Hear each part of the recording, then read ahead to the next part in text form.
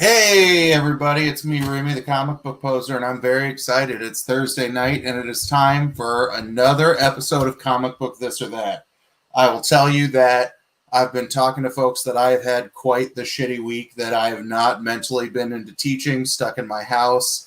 It's been a hard, just mental couple of days, and something about New Comic Book Day helped me get a new set of wind in my sails that I read a shit ton of books this week. It automatically changed my mood. I started talking to other people about comics and stopped worrying about everything else, and it helped put a lot of my literal panic condition at bay, that comics have been a better actual medicine than the fucking psychotropic drugs that my therapist tells me I need to take. But I still need to call her and get better drugs, because when I have to go into my COVID-infested school in a couple of weeks, there's a good chance I have like a Hulk-like panic attack. And by Hulk-like, I mean I cry, pee my pants, and cry under my desk. But yeah, it's a good day. I'm excited. I am excited to see the folks we've got in the panel tonight. And real quick, before I update everybody on the status of the tournament, I'll say what's up to everybody in the chat. So we've got 1/3 of my favorite comic-themed burrito from the state of Michigan here. We've got Cole, who is the controller of the chat from the Comic Burrito YouTube account. We've got Cat60 Designs. I hooked up with Cat60. We were both selling in the same auction the other night with Gorilla Todd, who graciously stepped in to fill a spot for us, and I'll update you all about that in a second, but thank you for coming by, Cat60. The only other person who might be more excited than I am at some kind of debate tournament to relive the glory days of high school is Todd Reed, the second third of the comic theme burrito. So he's very excited. Chaos, who's one of our competitors, is here tonight, is to tell everybody to come do drugs, kids. And we'll see if he employs the same tactic that Nick from the Comic Burrito did and start randomly retweeting the voting link out to pack the ballot box, but we'll see. Or everybody will start calling him a cheater in the Discord. And Chaos is like, everybody bail. Yeah, I agree. I'll sit here and drink and watch a basketball game that I don't understand the stakes of. But apparently in the Comic Burrito Discord, that I'm sure Todd or Cole could post a link to, there is drinking and drugs, blackjack, hookers, but no cocaine, because comics are better than cocaine. What's up, Gamers Land? That's someone that both Todd and I have met a couple of times in Meta's Midnight Auctions. So thank you for stopping by. Let's see who else we got. Todd says comics are a cocaine addiction. We got Gorilla Todd active in the chat. Gorilla Todd is one of the cornerstone members of the Midnight Mafia. He is the man who can find you literally any comic book that you need. Todd is a middle school science teacher in Vegas, if my memory of packages serve me correctly. And Todd called me out on Monday. He was like, how dare you have a goddamn debate show and you don't invite me on it? And I was like, Todd, I'm sorry. I didn't want to ask another teacher at the beginning of the school year. And then tonight, when we had a scheduling conflict and TK had to step out because this ended up falling into his family vacation, I sent Todd a message, and Todd, like a true good member of the Midnight Mafia did, rose up and was like, I'm ready to come debate some comics with some folks. We've got Sam King, my favorite Canadian. Let's see. We've got... It keeps jumping on me. I think I saw Matthew pop a wheelie pop in. Yep, Matthew tells me I suck. I agree with you, Matthew. We have everybody's favorite Samurai Ken, K. Titus from the Land of the Rising Sun, who normally when he chats with everybody in the middle of the morning our time, he's awake at like 3 a.m. You all should go check out K. Titus's channel. He's doing something really, really cool. He is shouting out everybody's content who he likes, and I will not be surprised if K. Titus gets 1 million subs more quickly than everybody else, because this dude literally watches, I think, every comic book and Funko Pop related video on YouTube and comments on it. We've got Francisco Wallmeyer. That's a new name to me. Francisco, thanks for stopping by and checking things out. We got AMKM, another member of the Midnight Mafia. you should check AMKM out. They are a comic shop in it's San Bernardino, California. I have bought some things outside of the auction from AMKM, and they make it here to Central Kansas in beautiful, beautiful condition. We've got Ruben Guzman, who I'm surprised isn't saying if you're not first, you're last, but since he's here in the live chat, we'll go with some cowabunga. Thank you, dude, for popping in. We've got Beta Ray Jim, the man who has the most insane collection of omnibuses that I have ever seen. And yeah, I learned stuff about omnibuses that I never knew about, cracking the spine, how to not blow money on those things. So he's, I'm glad to see him. And we got anybody else I haven't seen? No, now we're just talking about hookers and blow. Have I missed anybody? Oh, Lisa Noble. Lisa Noble, who may be one of the queens of the Midnight Mafia. You will learn that if you are ever in an auction trying to buy anything, don't bid against Lisa Noble, because what Lisa Noble wants, Lisa Noble gets. I don't think I missed anybody else, and if I did, you can yell at me. Oh, I saw someone saying hi to XCollect. XCollect, what's up? XCollect teaches me shit about Star Wars comics that I will never remember because there are a lot of them, and I have a dumb small brain. And we got Rod, who has also stepped in tonight to help us out, to come judge and help us. We've got Amy Cleaver coming from the great state of Nebraska, and I say that with a good bit of shade since she's fake Kansas to the north, but it's nice to meet people relatively close. And we've got Steven Spock, and I think Steven Spock is the last new person. And we got Karate Kevin of the Superpower Review, who is one of our competitors I will introduce here in a few moments. Yeah, hopping in the chat. So thank you, everybody, for the 16 people who are here a little bit early. Hopefully more of y'all pop up closer to showtime, but I'm very excited for the support. So the other person I'm going to bring in is one of my favorite people to watch throughout the week. You will know him as not just one of the hosts of, but also a contestant in Lamer Frame. He is the man who does Coast to Coast Comics on Saturday nights with Jeffrey Comic-Con Nelson, who is one of the nicest people I've gotten to meet. And of course, the man who is responsible for bringing us new small channels across the comic and pop culture spectrum every Sunday at 4 o'clock Eastern. I still remember the first time he highlighted my first appearance on his channel, and it was honestly to pop on to one of Rod's live streams to yell at Edwin, because Edwin forced me to buy a copy of Yarn Man because my 4-year-old saw it and went, oh, that's kind of cool. So in a similarly epic arrival to adjudicate the next to last debate in the first round of Comic Book This or That, we have the man of a million fedoras, Rod the Rican. Rod, what's going on, gang? How you doing? How you doing? Thanks for popping in at the last minute. What are you doing tonight? Or how are you doing tonight? Man. Yeah. Hanging out with you, hanging out with the community, hanging out with the chat. Got the YouTube chat, we got IG chat popping on here. Everyone, man. I'm just I'm happy to be here with you, Walter. Thank you so much. I'm very excited that you said yes, that Rob Boswell, who is one of the folks who is judged every week with the exception of when his first grandbaby was born, sent me a note like 45 minutes ago and was like, I got to back out. I got a family thing. I was like, crap. So Rod and I were both on Lost in Comics tonight with Chris at different times. So I was like, I wonder what Rod is doing in maybe 45 minutes. And Rod is stepping in to save the day at the last minute so he can help round out our panel with me, him, and the chat for our first set of debates. So Rod, I know that you are good at commenting on art while also participating on Lamer Frame. Have you ever judged a debate tournament in your life, sir? I have done one on Lamer Frame, so I could do this, and I could do this. All right, then I am excited to see the kinds of feedback that you give to everybody else.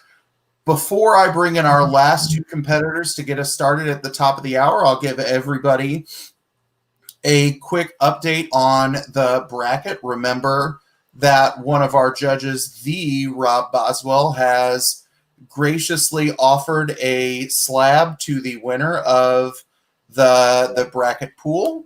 So I need to click here.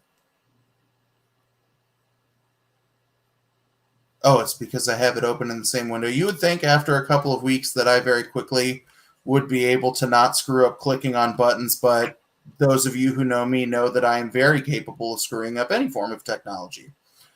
So here we go. Here's the update to the bracket. So we've got 3 of our 4 quarterfinal debates set up. Next week, we've got Dudes Talking Comics debating Bruce and Stephanie Comics, and they are debating what is the best superhero movie, Avengers Endgame or The Dark Knight.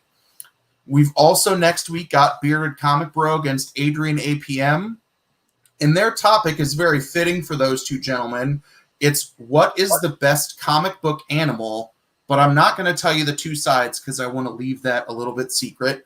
The following matchup, we've got debates we will see in 2 weeks, again, between Discovery Bay Comics and Comic Burrito, and then the 2 winners of tonight's debates between, I've got to update that to turn TK into Gorilla Todd, between Gorilla Todd and the Superpower Review and the winner of Chaos and Comics versus Two Brothers.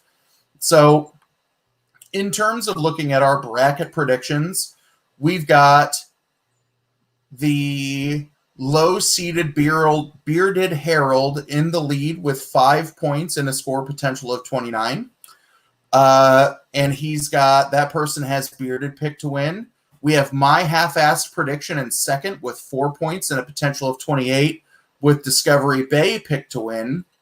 We've got in third, also tied for second with 4 points and a score potential of 28. Their bracket is called Burritos, and they think the Burritos are going to win. And then rounding out the top 3 is I'm Todd, part of the Comic Burritos, with 4 points and a score potential of 24, believing that the Comic Burritos are going to win. So we'll see how tonight's debates shake up the leaderboard. But remember, the people who are the person who is victorious in the bracket selection gets some kind of potentially a Spider-Man slab from Rob Boswell, and I'm going to guess that next week we will have some kind of image from him. So we've hit 8 o'clock. It's the top of the hour, so you know what that means.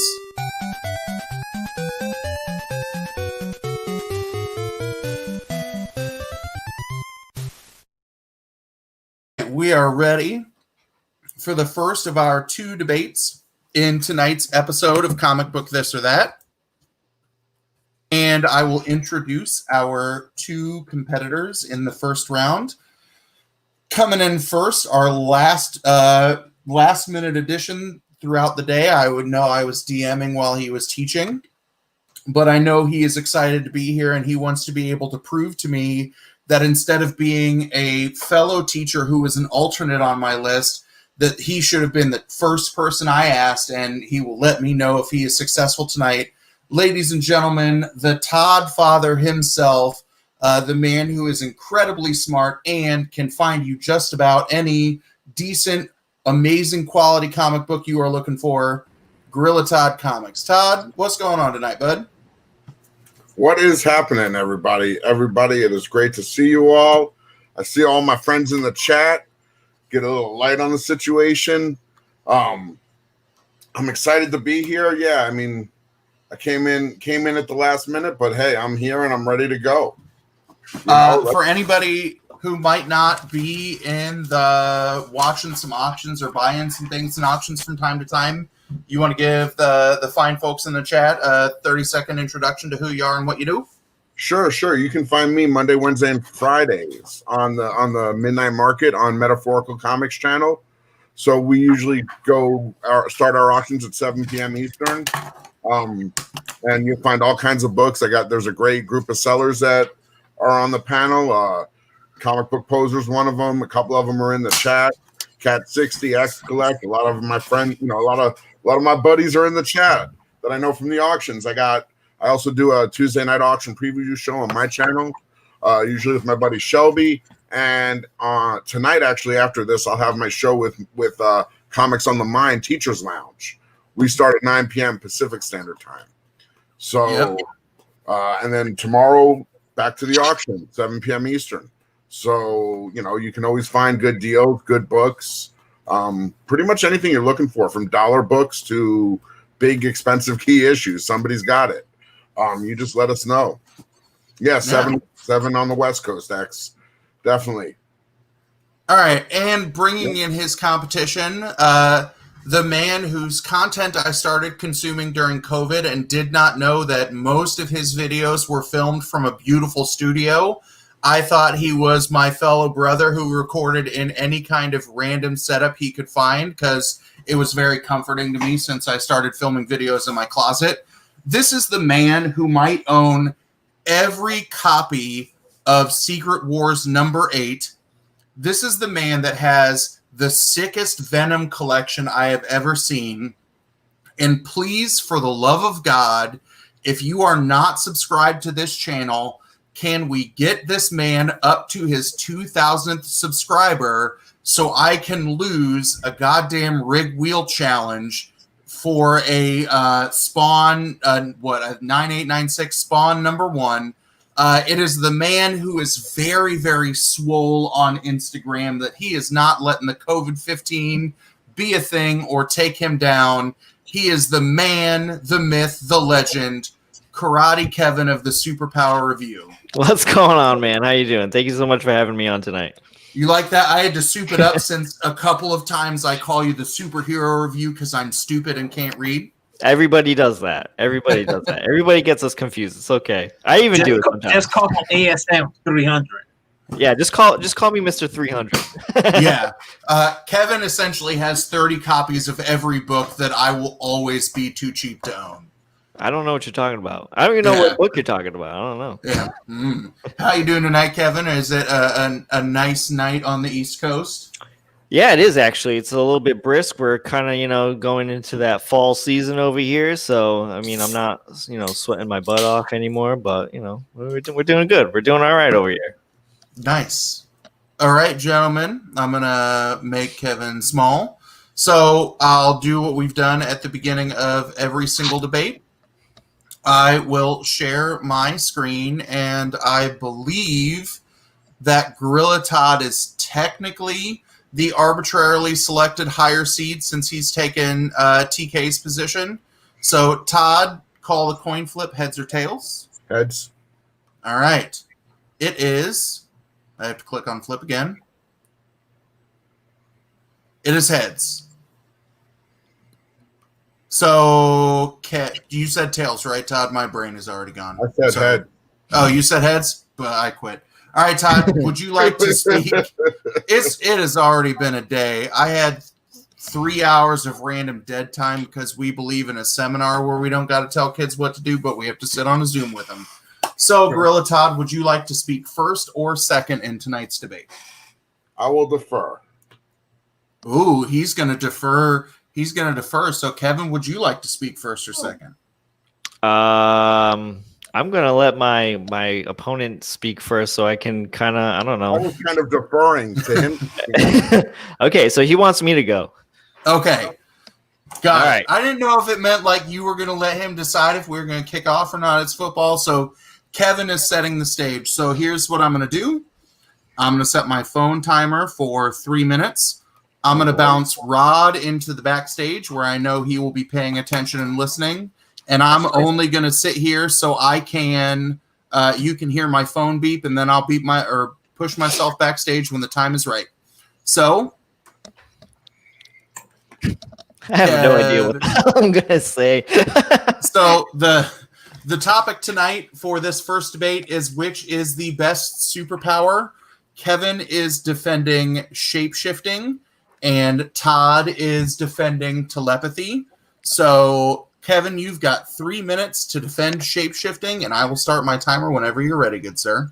All right. Shape-shifting. I mean, clearly shape-shifting is better because That's what I'm defending, right? No, in all seriousness, shape shifting, you can use it for the good. You can use it however you want, even if it is bad. You can use it to, make yourself look better. If you were born a guy and you don't want to be a guy, you could shapeshift to a woman one day, or vice versa. Who knows? I don't know. If there was somebody that you, let's say, want to steal somebody's identity, you can do that into them.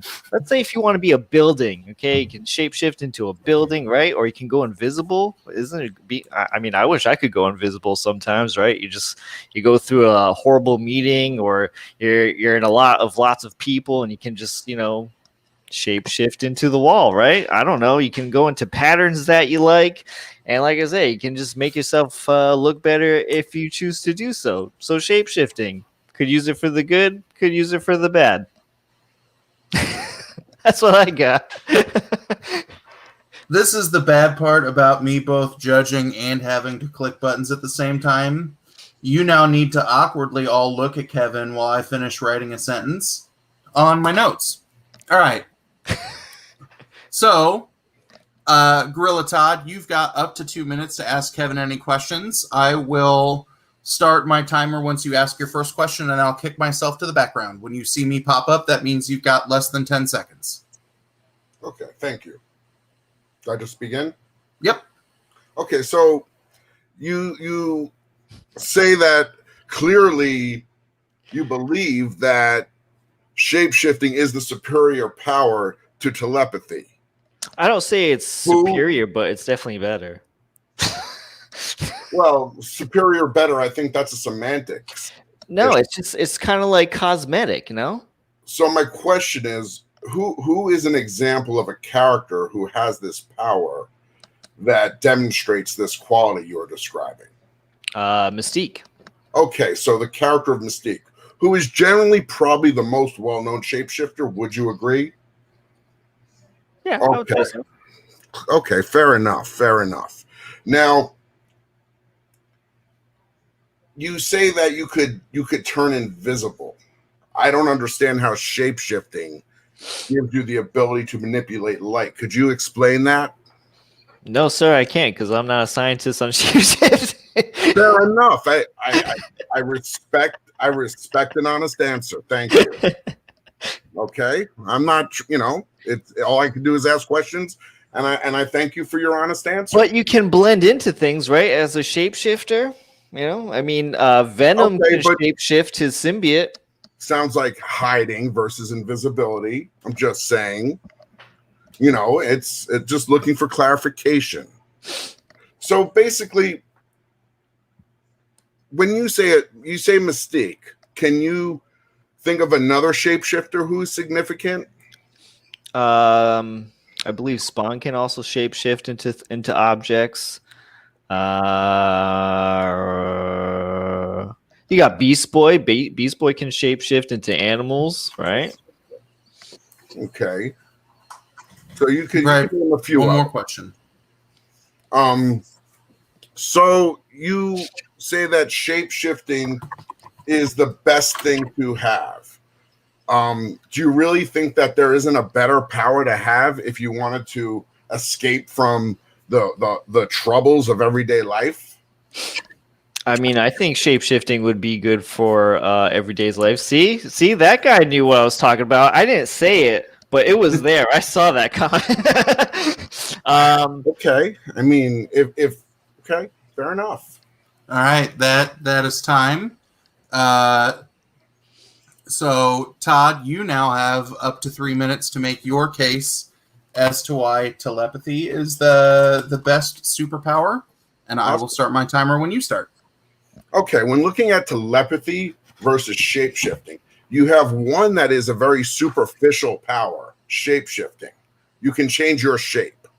Versus telepathy, which is a cornerstone of communication. How important is communication in the real world, as well as the fantasy world of comics and superheroes? You've got this idea that and I will even talk about the comet that was referenced. You're talking about some physical enjoyment, but when one can actually get into the mind and affect the psychology of a character, of another character, there is no equal. You've got Mystique as a shapeshifter, who is at best a delivery person and a runner of errands for bigger villains. And Beast Boy, he's a comical character. I laugh when he makes jokes on Teen Titans. And Spawn, I'm not really familiar with Spawn's shape-shifting abilities, but okay. Think about who we have as telepaths. Kid Omega, an Omega level mutant. Legion, he had a really good TV show. He can make realities change. The Shadow King, he's one of the most powerful mutants in Marvel Comics. I mean, and then you got the big ones, the ones those are just the small fries. You got Professor X. He has the telepathic ability to stop reality, to make people's minds accept that which is not real. Forget about hiding. You can create the reality. You can manipulate the people. Talking about powers and their applications, it's incredible. And then you have Jean Grey. There's no equal. Okay? And then to speak to Mystique, the top mutant, the top shapeshifter, as my opponent mentioned, according to CBR.com, she would lose not only to the Joker, because she could just not predict his fighting style, to Bane, and I quote the website, one punch would send her reeling. Poison Ivy, she would be able to control Mystique's gut flora and disorient her and overtake her. Lady Shiva, basically because Lady Shiva would kick her butt and she couldn't hang with her. Finally, Deathstroke. He uses 90% of his brain power. It's this ability that really makes him dangerous, and it's the one thing Mystique cannot match. So, there's my case. All right. Kevin, like you've point got that my opponent is way more prepared than I am. that's been what's going around these parts. All right, Kevin, you've got up to 2 minutes to ask Todd questions. I'll start the timer when you start asking questions, and I'll kick myself to the background. You'll see me when there's about 10 seconds left. All right. I'm sure this is not going to take that long, but so you mentioned something about getting into the people's minds and I mean and kind of mess with people's psychology, but shape-shifting can be almost the same thing. I mean if I'm acting as if someone's loved one to play games, that's manipulative. That's the same thing as telepathy. So I mean, why? So What's the question?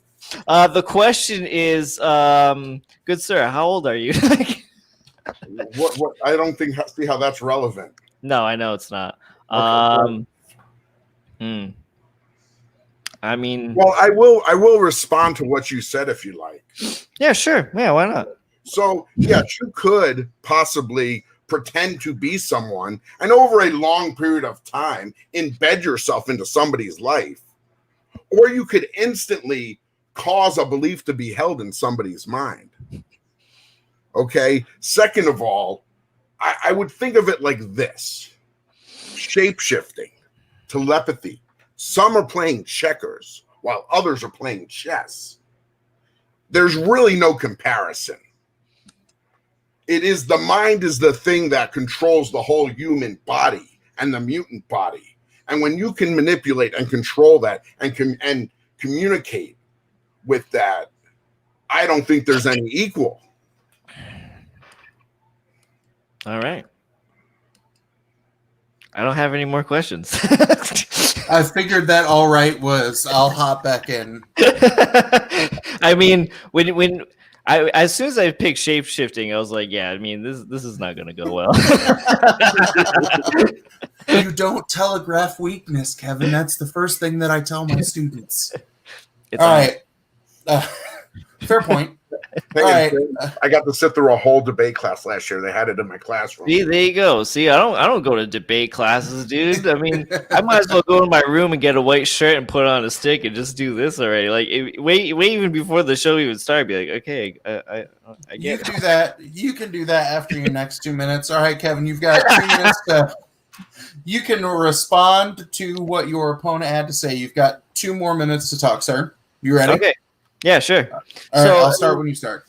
All right. So, I mean, my whole thing is, when you have telepathy, like, why don't you just have something a little more fun where you can shapeshift and goof around? I mean, I'm a goofy guy, and I'm not gonna go and go into people's brains and stuff. I mean, if I want to look like someone's friend and kind of go around the corner and be like, hey, I'm that guy that you were just with. And then the friend walks by and they see like, hey, like who is that guy then? And that seems like fun to me, and then like you can do all sorts of fun things. It's just a bunch of it seems like more of a fun time and a good time than telepathy and that's I don't know. Finishing a sentence. Sorry. Oh, okay. Yeah, no problem. All right. Gorilla Todd. So am I responding? You have up to 2 minutes to respond to his arguments, etc., etc. You've Were sat they through a debate arguments? class in your classroom. Okay, what I hear you saying is I am scared of what I do not understand. That the idea of actually entering another's mind, entering the mindscape of another, and navigating that plane is an overwhelming experience. I get how shapeshifting may be fun, but fun does not make it the best superpower. It totally does. I don't think you're allowed to interrupt me. Oh, I'm sorry. No problem. Politely would let you know that. I do believe that telepathy is inherently better. It inherently gives you more power, more strength. You can actually know what your opponent is thinking. You don't have to hide and pretend and cajole to get information. You can just take that information and do with it what you will, whether it's good or evil. It can serve both sides. That's immaterial. It's really just the raw essence of the power, the psionic ability. Plus, Psylocke's a freaking awesome telepath. She's a ninja too. What's better? And Captain Britain's her brother. He's pretty cool too. I'm finishing a sentence. I figured you were done. Well, I'll keep keeping people entertained. I won't stop. Because honestly, telepathy, I mean, what's better? You can read their mind. You don't have to worry about what they're thinking. How many of us have had that moment in life where we ask somebody a question and the stress it gave us was so great that if only we could know what they were thinking for just that moment, it would have made our lives better. All right. Can I just say that I would hate to be in somebody else's mind when, like, I can't even stand being in my own mind half of the time. I mean, well, I'll let you make that argument in a second because Kevin. Oh, sorry. Even though you may feel like you're losing. Oh, I know I am. And you have picked the difficult side of shapeshifting. You now have 2 minutes to make your most persuasive arguments as to why you believe the goofy superpower of shapeshifting is supreme. Are you ready for your closing argument? Oh, sure.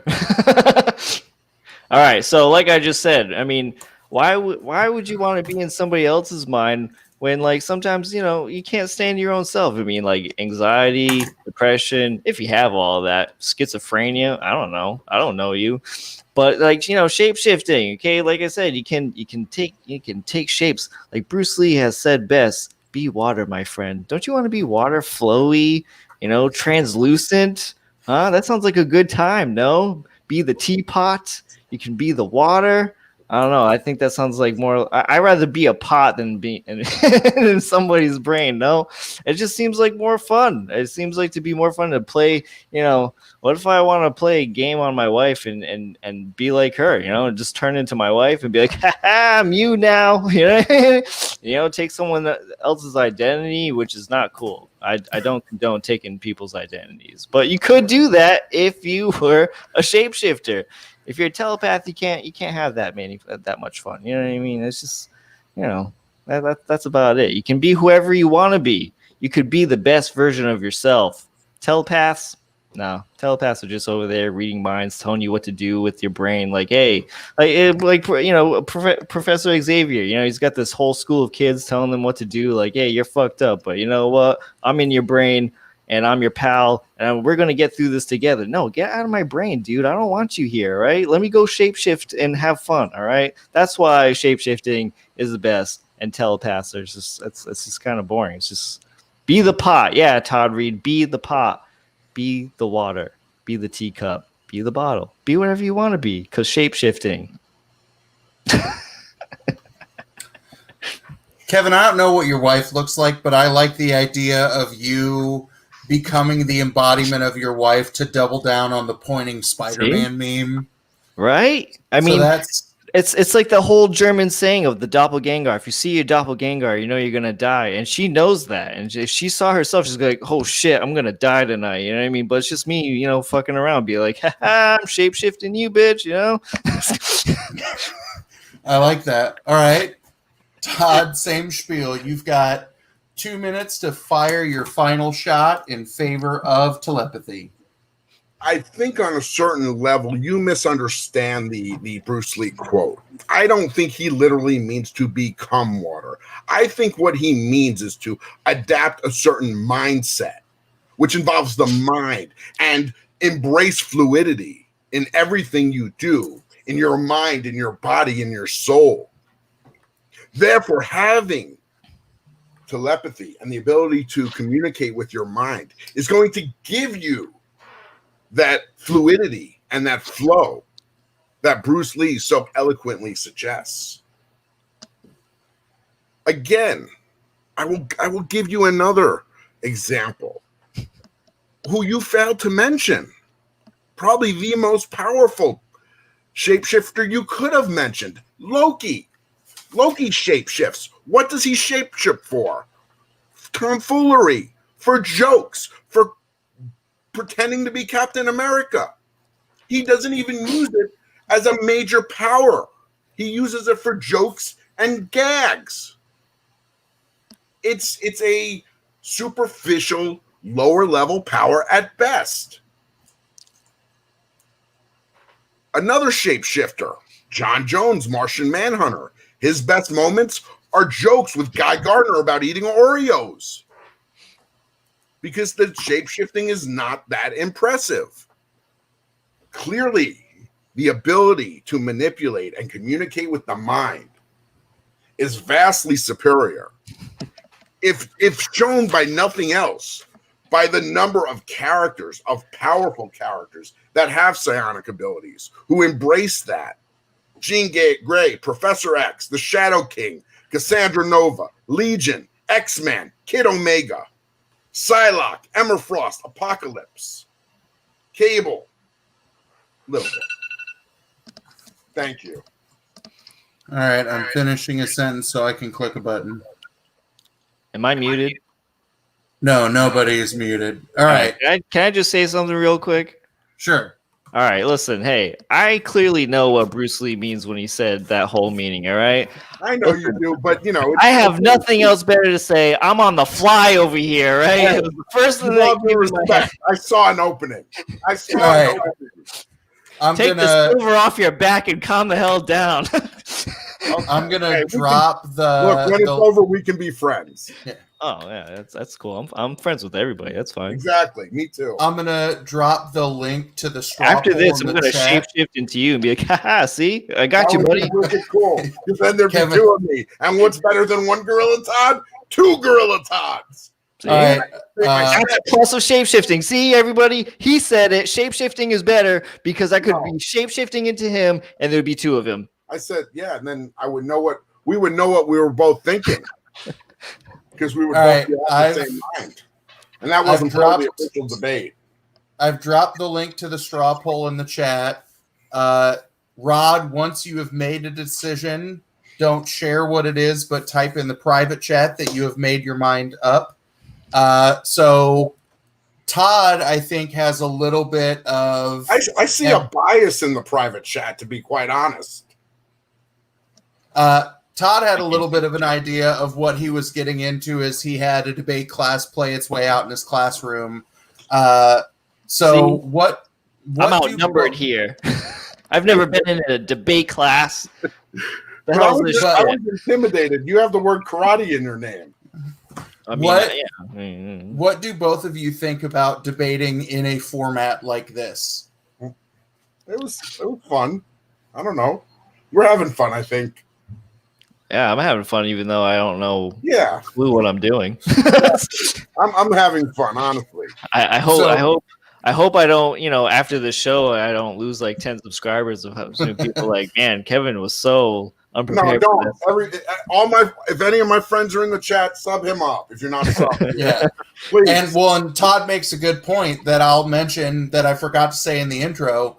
If you have not subbed up anybody who has participated in this entire process, in the description of this video is the link to literally every single channel, and all of the people that I've invited on, from competing to judging to coming in to talk shit, are all people that I really, really enjoy and have helped me kind of find my voice as I contribute to this YouTube space. But one of the reasons why I think this is interesting as a thought experiment, right?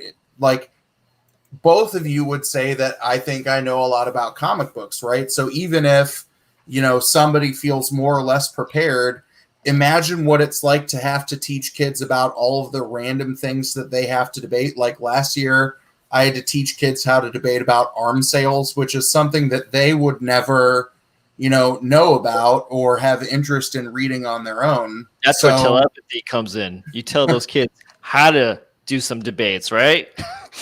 Yeah. If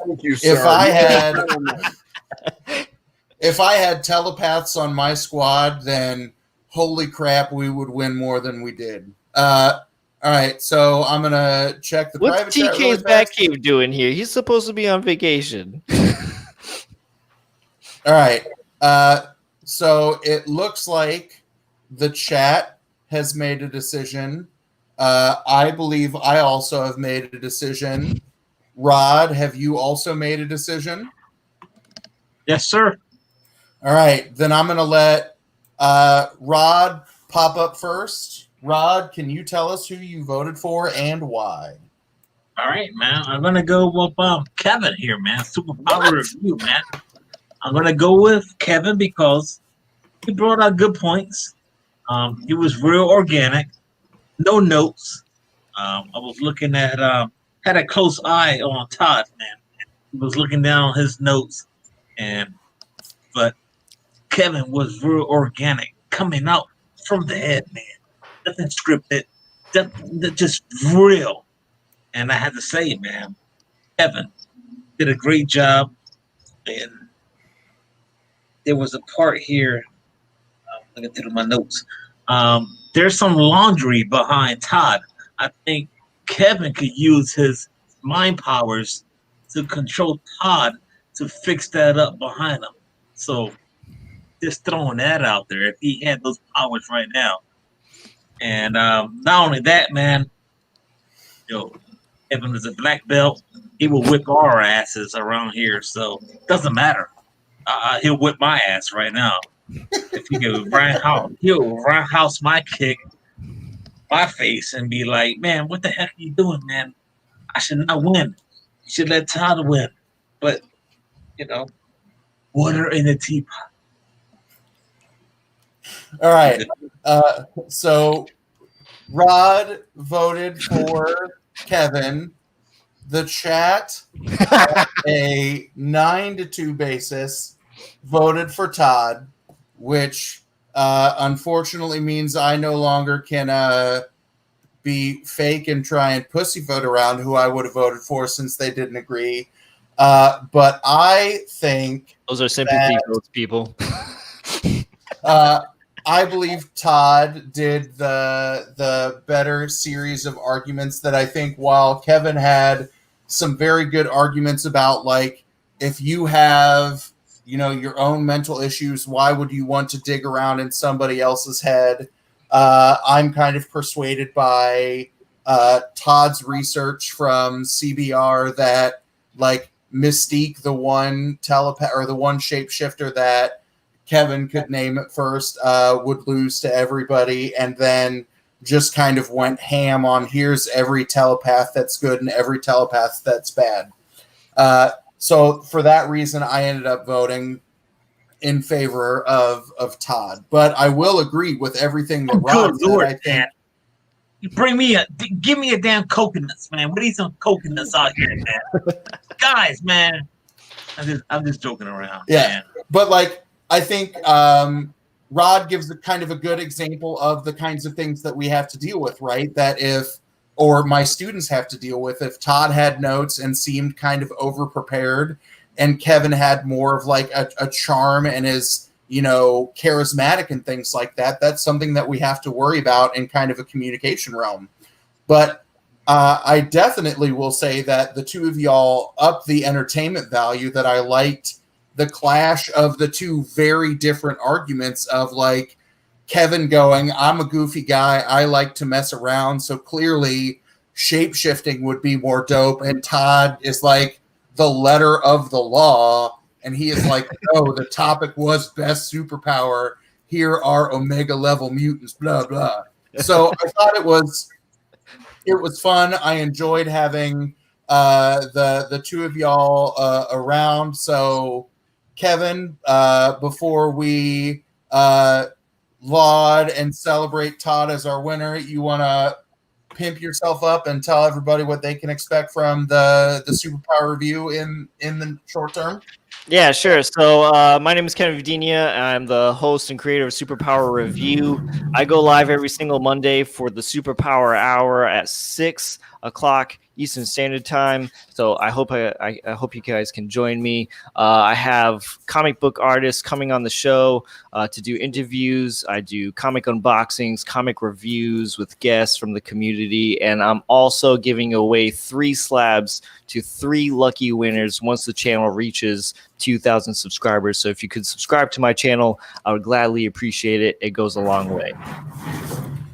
And I will add, before we let Kevin go, that I do have 2 of my favorite artists from the community that I've interacted with on the channel, that if you've seen some of my videos, I've purchased some sweet things from Kevin. Here's a Black Panther sketch card.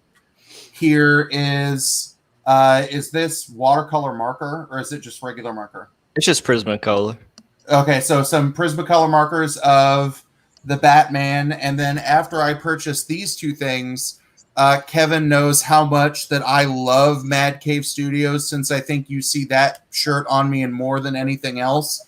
But he got to interview Jared Lahan, the author of Dryfoot and a Mad Cave Talent Search winner, and sent me a remark of an advanced reader copy of Dryfoot #1. So not only does Kevin have an impressive collection, not only does Kevin put together content that I think is good for, people. Let's see, I watched Biggie's video on Reggie Collects about wanting people, he doesn't like Reggie because Reggie talks about, like, content to new collectors and things like that.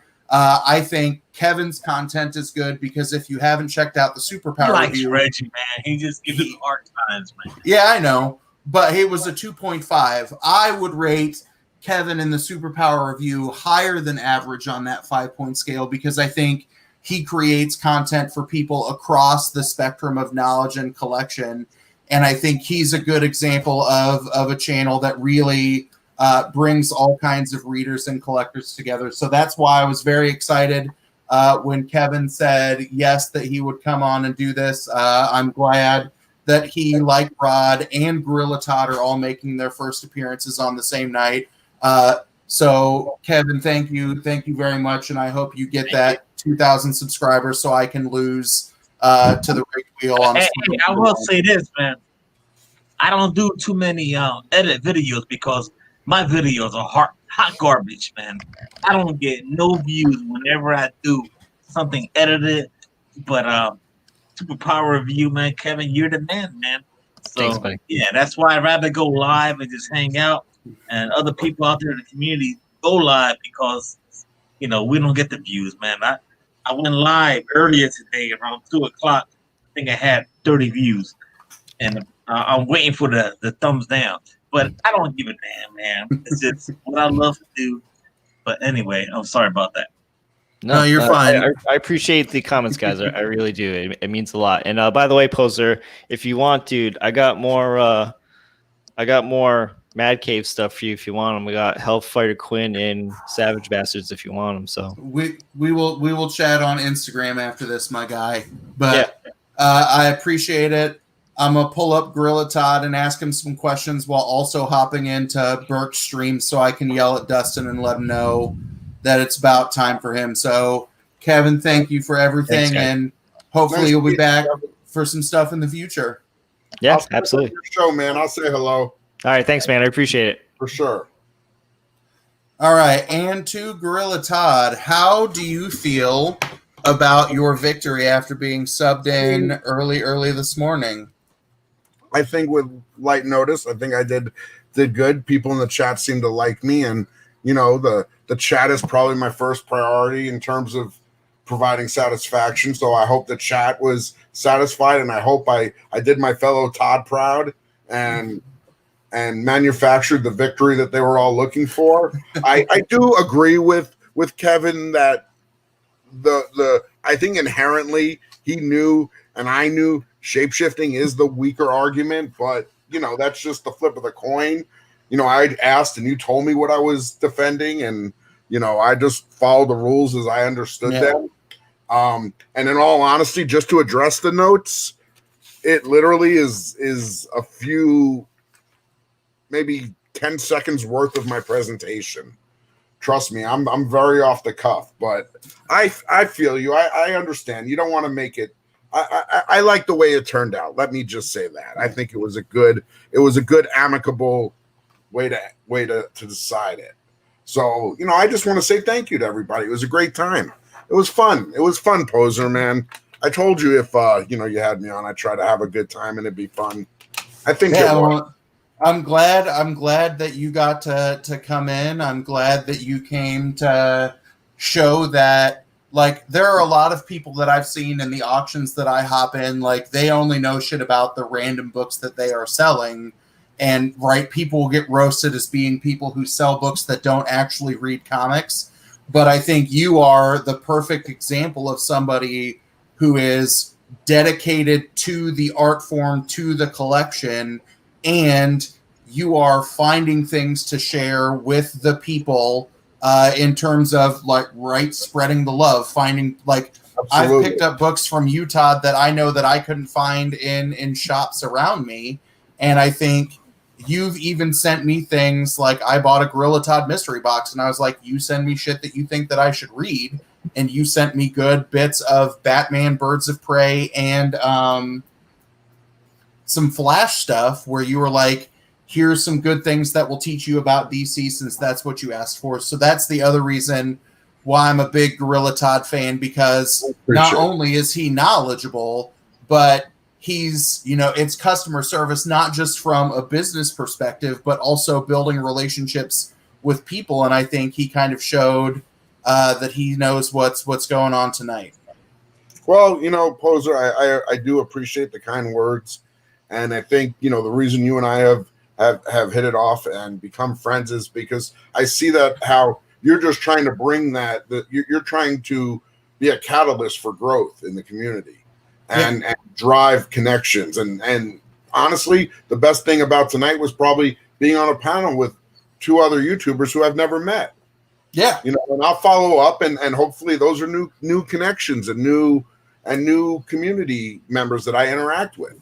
Yeah, and I mean, that's been the thing that was really cool for me, that when I got the hair up my ass to do this, I fired my shot at a lot of people who, like, their videos I have commented on, but I would consider myself not even within football fields of their league. And everybody's like, yeah, this sounds like fun. We'll hop in and do this. So I think, I think that was cool.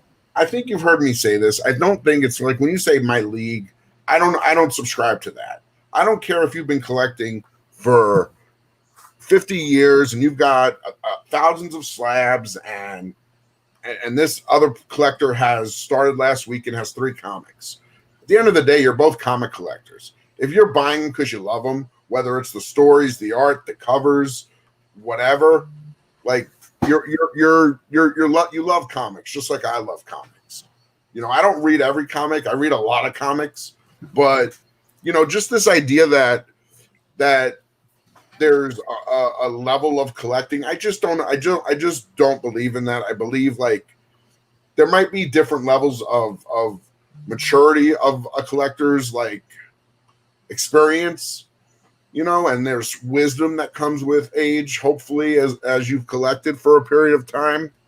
And if anything, what I try to do is just share my experiences with the the people who come to the auctions and the folks I interact with. I've collected and read for a long time, and as a teacher, I just, it's part of my inner workings to share and put forth the knowledge that I have and the experience that I have. That's something that I like, and I think that's one of the reasons why we're on a similar wavelength. So I see that all of the folks that we've got back for the next debate are all here, so I'm going to pop you up. You want to promote tonight's show, and is it on definitely. Yours or Kirk's channel?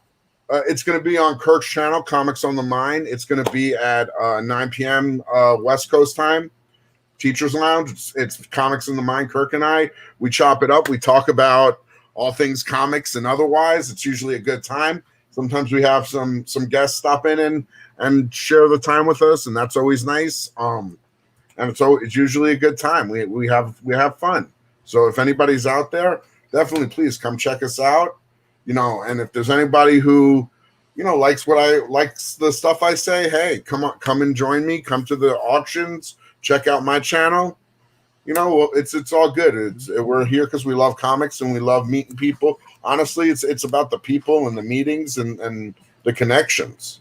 Yeah, and I've dropped the link to Kurt's channel just a few seconds ago. That's Comics on the Mind. Like Todd said, 9 p.m. Pacific. Go watch the Teachers Lounge, and it's a literal Teachers Lounge where sometimes there have been conversations about like, here are things that we're de-stressing from, but then it also is a literal Teachers Lounge where it's like adults who have similar interests are going to chop it up about whatever they want. So you've got the link to the channel. Go check it out tonight. I know that I will be awake for the first time in 2 weeks to hop in at 11 p.m. my time, so I'm very excited to see it. So Todd, Magoo's wanting to see his birthday. Well, you got your guy coming up, Magoo. Man, I'll shoot you a message on Instagram, Magoo, because I don't think I can get it quick enough because he's got the next debate coming up. I don't want to impose.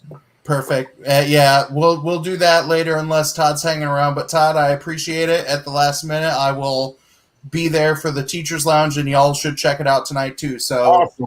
My friend, thank you so very much. I'll see you later tonight. Let me just say thank you to the chat and all the support guys, and thank you, Poser. I'll see you all later. All righty. All right. So this is a debate that I'm excited about because I get to take a back seat to it, because it was several weeks ago at like 3 a.m. my time when all of us had been, most of us, I don't know all of us, there's a good chance all of us have been drinking for a while. And we sorted this debate out a while ago. And they decided that instead of me meddling into the affairs of the debate, or you people in the chat playing favorites, that they wanted a neutral site arbiter to decide this debate. And when they picked who it was, I don't know how this person is a neutral third party, since in addition to being the man who letters all of the comics that I am reading at this very minute, I would say that he's functionally like the third brother or a stepbrother. We haven't seen him in 2 weeks because y'all know how crazy it is in terms of new fall solicitations and winter solicitations. This man has got his work cut out for him, but he constantly delivers from the great state of West Virginia, America's favorite comic book letterer, Justin Birch. How you doing, my friend? I'm doing well. How are you? I'm here. I literally had to go over to Burke's stream and go, "Hey, Burke, I don't mean to steal from your stream, but Dustin, it's about time." And he was popping in at that same moment, was like, "Hey, I got a leak." So I'm real excited because I have to pee too. So since this is low stress for me, I will go to the bathroom. More than y'all needed to know. So we'll chat about what kinds of big things you've been working on since you've been super busy at the end, but I'm glad you're back. I know you enjoy doing this, and I think it will be kind of fun to see the throwdown between the next two competitors, since you were handpicked as the expert. So you think that there's an obvious bias in favor of Dustin when I think I don't. No, I don't. And that's why I should click on Chris and then kick him to the background, because he's laughing right now that it's like, I think you would be the same way that my brother would be if I were like Judge, or when people are like, "Yeah, are you okay judging your own students?" Yeah, I'll tell them they suck, right? And they lose. So I still think that you're I think it needs to be like 2.5 Brothers comics, like 2 and a Step Brothers comics. Like, I think you should petition along with your pay raise that at least on a logo when you get to do your toy videos with and hey, I'm Justin, I'm here too. The thing is, I'm just putting this out there. Since it's Dustin versus Chaos, it's a lot easier than if it were Nick versus Chaos. Because, obviously, then I would pick Nick. All right. So I'm going to bring in our two competitors. I don't know who I should bring in first, because they're both kind of laughing at the shit that we're talking now. But I will bring him in as my favorite bad boy of comic book YouTube, the man who had the audacity to correct me on which brand new album was the best one in my top 5 emo albums, but The Devil and God and Rager Inside of Me are pretty good. He is the whipping boy. Well, he used to be the whipping boy of Bruce and Stephanie's channel until Greg pissed them off. So now he's like the forgotten redheaded stepchild. He is the runner-up of Comic Quarantine Madness, the man who reads almost as many books in a single day as I do, and reads all kinds of wildly different shit. I love him. Y'all might like him or mildly disdain him, and that might be why the chat's not voting on this one. I don't know. But his name is Chaos. His game is Chaos. So, ladies and gentlemen, from Chaos and Comics, Chris, how you doing tonight? Doing very well. I've gotten busy Friday nights. I didn't know Greg made Bruce and Stephanie angry. Is that true? Oh, yeah. Once he hit that, you can't win a grand prize for like 6 months. He stopped showing up for more than a minute and will just come in and stir shit up and make Stephanie mad in the same way she used to get mad at you. So you might have to show up on a Friday night for 5 minutes and reassert your hate dominance. Yeah. Well, Stephanie's easy to get mad after half a beer, so. That's true. If there's anybody in the chat who is not familiar with you, who you have not sown chaos into their life, would you like to give a 30-second cliff notes on who you are, what you do? You either like it or you hate it. Fair. When I was asking for everybody's channel logos, sent me a trolling logo that said no image. And when I put it in my first 2 videos and thumbnails, he was like, "Holy shit, you really did that?" I was like, "Yeah, I ain't got nothing better to do." All right. Bringing in the man who I have seen open up more grails recently and have the most adorable reactions when he opens them. He loves Mortal Kombat. He loves Killer Instinct. He loves Power Rangers. He loves just about everything, except for maybe his brother and his step or half brother when they disagree with him. The man who, when on lame or frame, has to holler for his wife to readjust the lighting to prove that it is purple and no other color. One half of Two Brothers Comics, sharing a name with me. Dustin, how you doing, my friend? I do love Killer Instinct. It is just so good. You just can't hate on it. What's going on, guys? Killer Instinct forever. Glad we're not debating that. Yeah, Killer Instinct versus Mortal Kombat or Street Fighter. That would be. We'll make that an exhibition debate. So I don't know if there's anybody in the chat who doesn't know what Two Brothers Comics is or does, but you want to give a cliff notes on everything? Yeah, we do all kind of stuff. We have daily content dropping. We do a Wednesday night New Comic Book Day live haul stream. Me and Justin take care of that one. And then on Saturday nights, we have our Saturday Night Comic Book Babylon, where we talk all kind of news, new pickups. We always do a top 10 ranking. That seems to be something that everybody enjoys hating on us for our picks for. It's always a good time. And then we got our Instagram account where we upload stuff there as well all the time. So what's up, Comics on the Mind? Kirk, my favorite man in the chat right now. Yeah, I see you, Comic Burrito, talking all that smack. Nick's magic sucks. I'm just telling you right now. Only good thing Nick does with his magic is just disappear from showing up on these shows, and I got to come on here and do it. Nick has magic. Shit. Nick has magic internet. Nick has magic internet. Makes it just makes him disappear. True. All right. Is Dustin the higher seed walking into this, or is it Chris? I don't remember. I was the higher seed. All right, then Chris, call the flip, heads or tails? Heads. All right, it is tails. Dustin, would you like to speak first or speak second? I'll let Mr. Chris go first. How you doing, Chris? Good to see you, man. I hope you're doing well today. Yeah. Hey, before we start, let's just make sure the chat knows that it's like brothers fighting. You've seen him do it with Nick, even a little with Justin. We're friends at the end. Yeah. Absolutely. Yeah.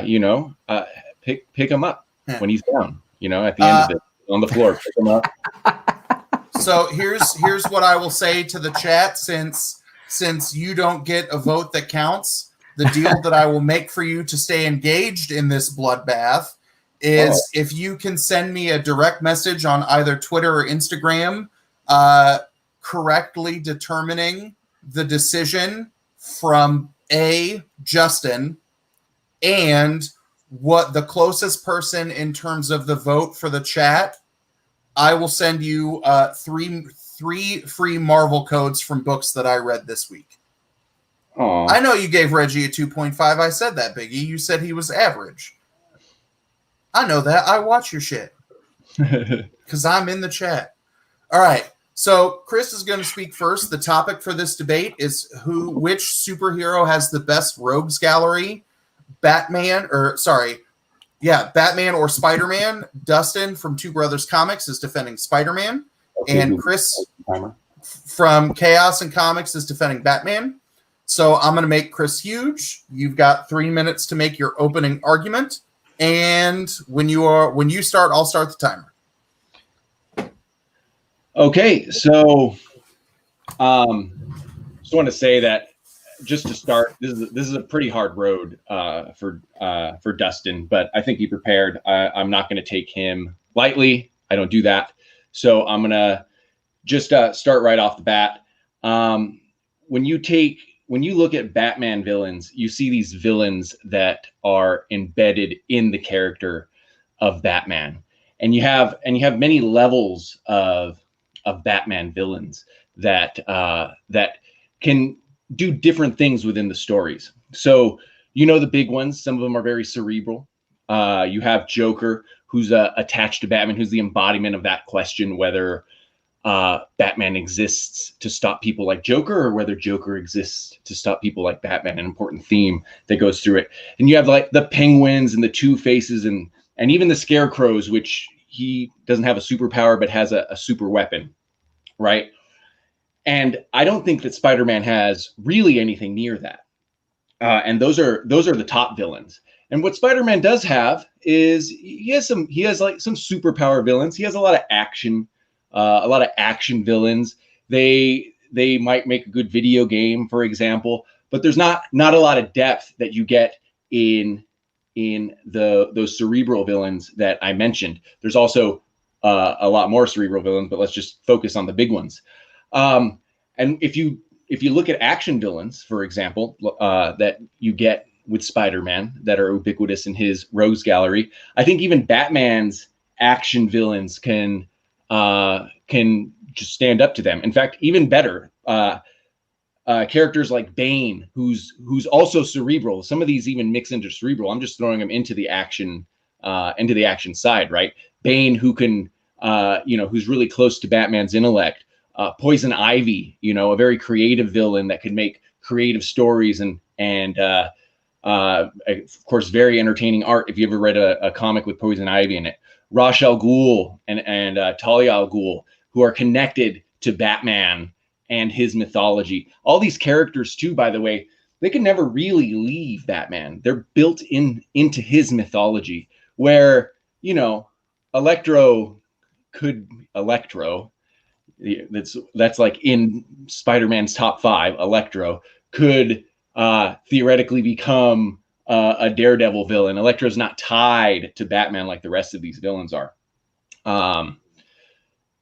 A second point is today Batman is still building a rogues gallery, and some of the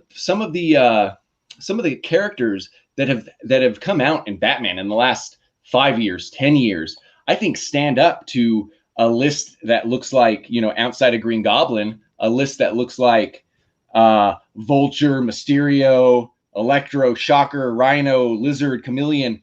A lot of these guys that are in Spider-Man's top 10 that are B-level characters, I think that characters like Quarter Owls, even Clown Hunter, that's new, Hush, I think those characters even stand up to these legacy Spider-Man villains, right?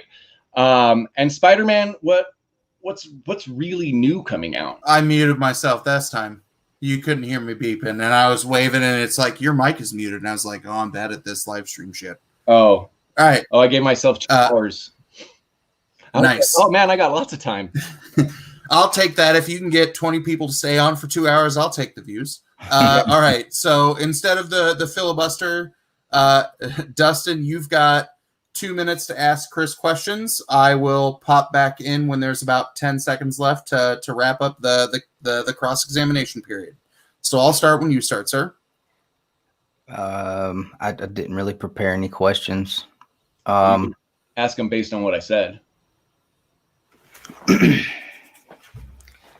So when you say you talked about Bane being like the Spider-Man doesn't have a character in his rogues gallery of villains that would be comparable to that. I would say, you've got someone comparable in the Rhino. I think they both have a lot of comparable villains, don't you think? No. Bane cross. So you want to say Rhino is like a strong villain or something? Really, he's a mini Juggernaut, to be honest. But I would say Bane is an action villain like Rhino can be. But at the same time has this tie to Batman that makes him a better and more interesting villain. I mean, he was in not a Cuban prison, but something that was supposed to be Cuba. And every day his prison cell would fill with water, and he would have to tread water to stay alive every day, to breathe the water at the top. There's just a deeper connection to Batman and just a better story attached to a lot of these villains. Where in your example, Bane versus Rhino. So I can't even think of a deep Rhino story, to be honest, like a big Rhino story, although the first appearance is very important. Yeah. So would you say that Spider-Man's villains aren't really as intertwined in him at a personal level as Batman's are then? I think some of them obviously are, right? We'll get deeper into Venom later. I meant to mention that. But for sure Green Goblin is, for example. After that, it is a little bit less. After that it becomes a little bit superficial, like the Lizard was his professor, what I mean? and Dr. Then it becomes a little more superficial. So in general, I would say yes, it's intertwined into the Batman universe. Yeah, a little better than Spider-Man's. All right, that is time. All right, Dustin, you've got shut up timer. 3 minutes to make your opening argument as to why you believe Spider-Man has the Supreme Rogues Gallery, and I will start my timer whenever you begin, sir. All right, so when you talk about the Batman villains, you've got a few big ones, but you've got the Joker, you've got Scarecrow, you've got Two-Face, you've got Penguin, you got Riddler. Those are the ones that most people, the average person that is not a real comic book reader and a comic intellect, is going to recognize. Why? They've been in movies, and really over and over and over. The Joker is the only one. He basically carries the mantle for Batman's rogue villain gallery. He carries the mantle for Batman's villains. But then when you look at Spider-Man, he's got so many villains that are recognizable to just the average person. He's got villains like Venom, who are literally being wrote in a comic book right now, is one of the most popular stories on the planet. And it's a villain that now has his own villains. He has his own stories, and people are just absolutely enthralled in that. A whole nother universe built on a villain of Spider-Man. And now they've tied in Carnage to that. The Joker, yeah, for Batman, but then you look at some of these other characters, Kraven's Last Hunt. Most anybody would say that's one of the best comic stories ever, based on a Spider-Man villain. Look at someone like the Punisher, who started out as a Spider-Man villain, and now what he's doing. You've got guys like the Green Goblin, who have also evolved over time, and the Hobgoblin, and have had their own stories. And you think about these kind of things, and how really they have been able to carry a franchise of their own by themselves. Where how many other Batman villains have done that? The Joker, okay, there's like 8 Joker stories going on right now. How many people even care about any of them besides the 3 Jokers that's going on right now? Nobody cares about any of these Joker books that are going on right now. I mean, it's just overdone, and the market's flooded with them, and it's just gotten to the point where we don't care anymore. We know what the deal, and we don't care anymore. But if they were to drop another Kraven story right now, people would love it, just like they did the first one. I don't think Batman could really stand up to a lot of Spider-Man's villains, whereas I think Spider-Man would pretty much do the rope-a-dope on most of Batman's villains as well. I don't think there's a very good matchup there as far as Batman's villains against Spider-Man. But Spidey's villains, I think, would have their way with Batman, because they're a little more evolved, and they've got some of them are have mutations and different powers. So that would be my first opening statement.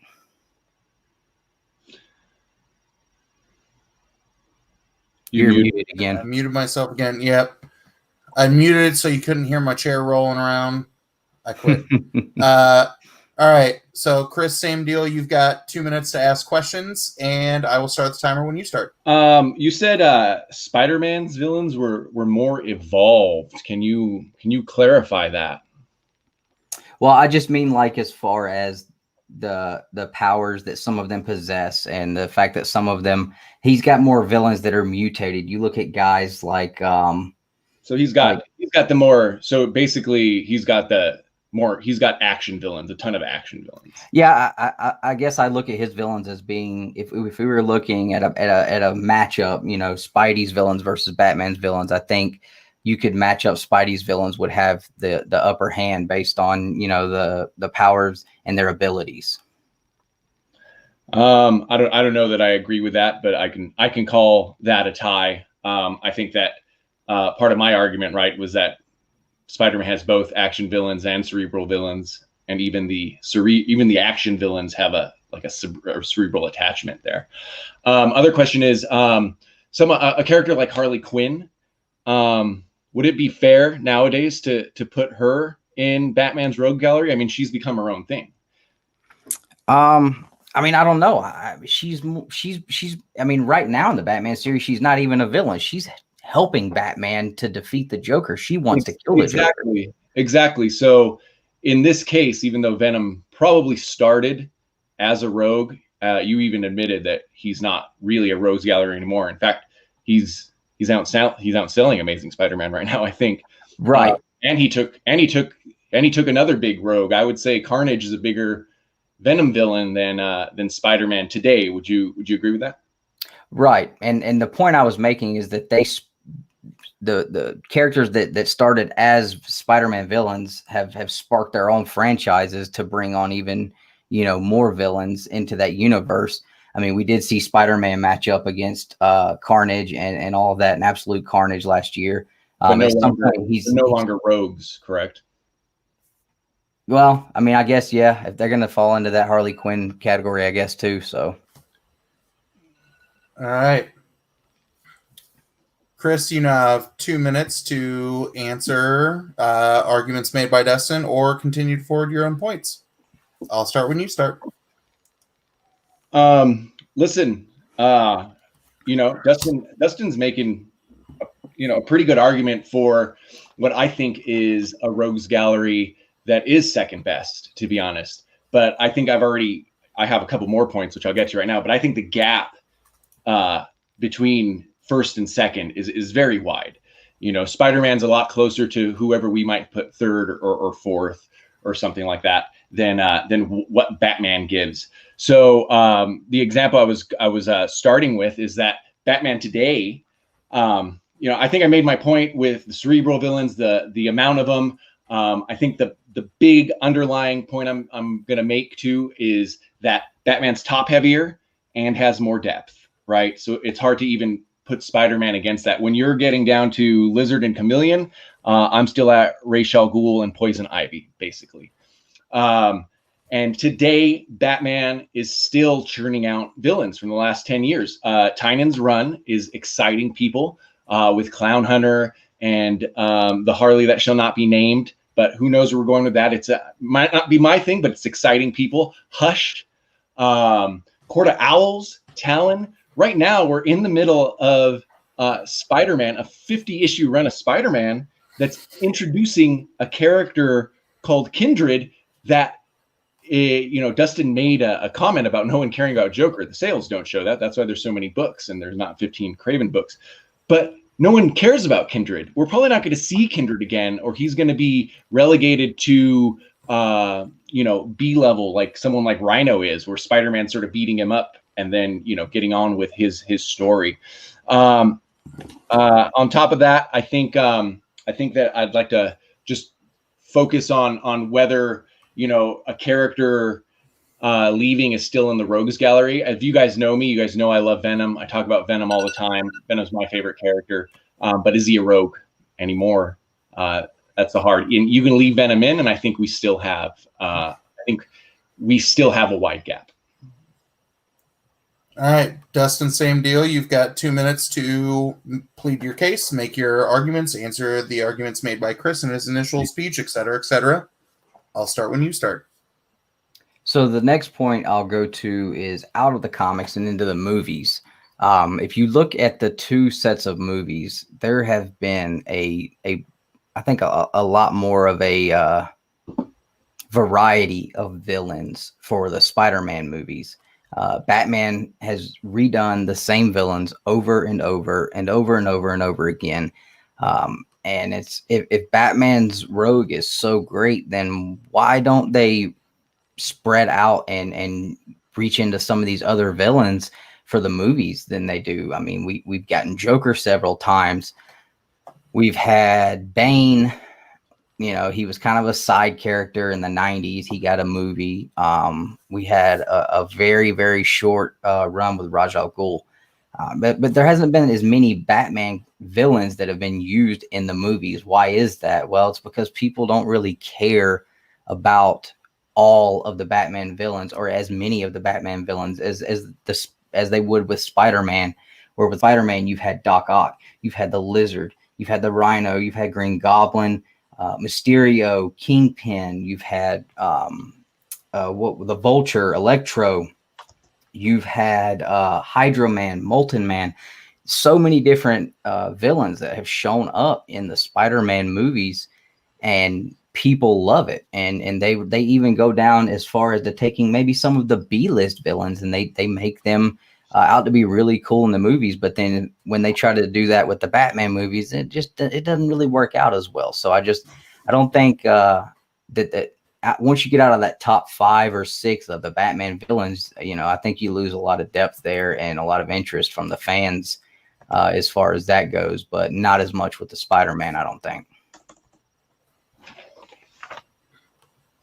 All right. So I'll give you all the options. Since you've had good clash, we have the ability to have an additional 2 minutes of back and forth Q&A. Do you all want to go that route? Yeah, I'll do that. Okay. So it doesn't matter who asked the first question, but instead of question answer, give it a natural ebb and flow like nerdy ping pong. I would say that you've gotten a lot of Batman villains, actually. I mean, just because Joker's ubiquitous and he probably makes a better movie, you've seen him a few more times, right? When you listed that Spider-Man, all those Spider-Man villains, it looked like it was just like throwing spaghetti at the wall, seeing what sticked. The truth is, in most of those movies, none of them stuck. You don't think that when they did Green Goblin and in the Tobey Maguire movies that was something that stuck? And so if I gave you the top 2, it's just gonna reiterate my point. So let's say that Green Goblin and Doc Ock stuck, like those were good, right? It starts really falling apart. I thought even when we got the Lizard and Jamie Foxx in there, I think those two did really well as well. I mean, you think that the Vulture? You didn't think the Vulture was great? I liked it, but do we remember that movie for having being the Vulture, for the villain being the Vulture, or do you remember Dark Knight Returns for the Joker performance, right? I think that in the end, what this is sort of dictating, what you're like almost helping me, is that Batman is better top heavy. The Jokers, the Banes, the Penguins are up there against Green Goblin and Doc Ock, and then Batman does have a lot more depth, and including the new characters. So Batman movies still can grab from amazing series like Court of Owls and Hush and stuff like that. When Spider-Man comes back around, you said it. They didn't do Hydro Man, but you said it. What are they going to do? Hydro Man? Hydro Man was. I'll tell you right now, when they bring Kraven in, Hydro Man was demoted to a Mysterio. A Mysterio. What's Mysterio's power? Like a illusion. Yeah, he's an illusionist. You know what I mean? So at the end of the day, Batman better at the top heavy and deeper, I think. Well, and again, you've got the one movie where, yes, the Joker absolutely toted that entire movie, and without him in that movie, without that performance, and I think that performance was two great performances. Well, yeah, but I mean, as far as like the Heath Ledger Joker, I think I think you have to chalk that more up to Heath Ledger's performance as the Joker than just the Joker's character. No, because there's 3 actors that have done incredible Jokers by anyone's. Yeah, but I mean, if we're talking, it's still one character, so right. So that's a great character.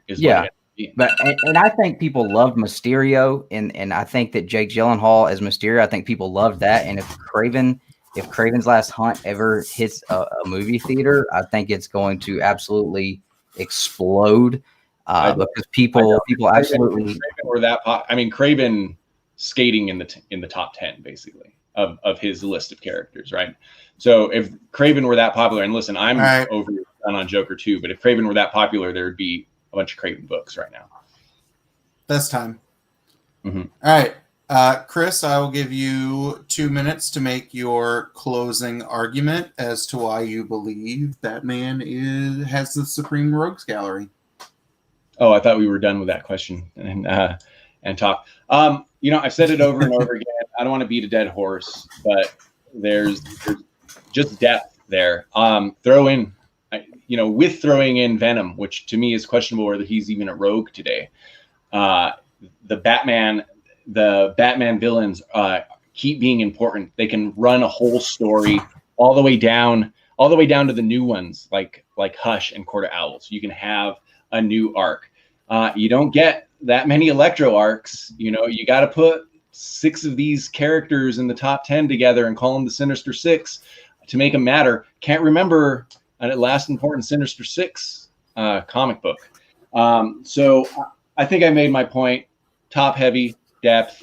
I don't know that Dustin, he had a hard road, so I don't know that he's really addressed that, in a way that I can respond. But top heavy, depth, and I'll cede the rest of my time.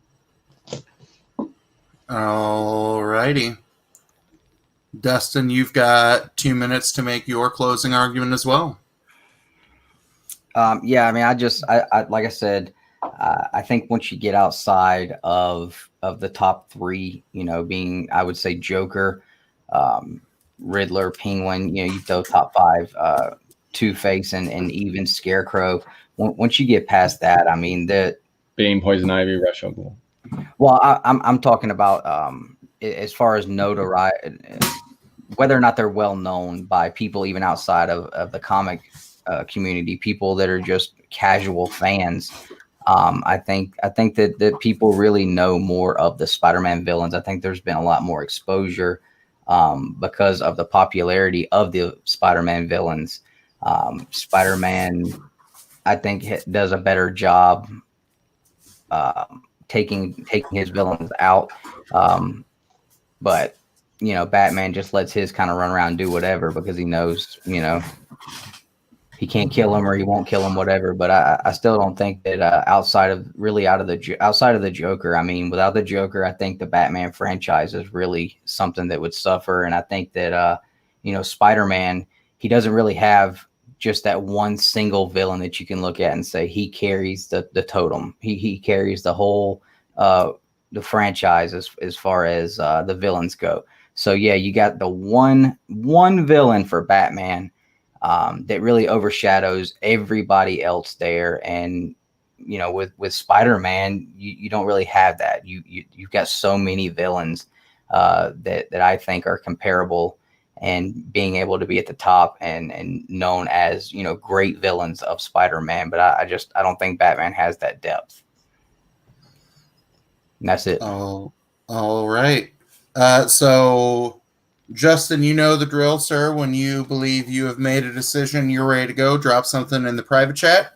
I've dropped the link to the straw poll in the chat, and while it might not impact the outcome of tonight's debate, remember, if you send me a DM on either Twitter or Instagram with who you think wins and the percentage of the chat vote of which they will win, I will send you 3 codes to Marvel #1s. I'm not going to send you like some X-Men shit that's mid-run unless you want X-Men 12 and Marauders 12, which are necessary to understand the Ten of Swords event. But I'll send you, I thought the X-Men Snapshots was pretty good. I didn't think Ultraman was too terrible.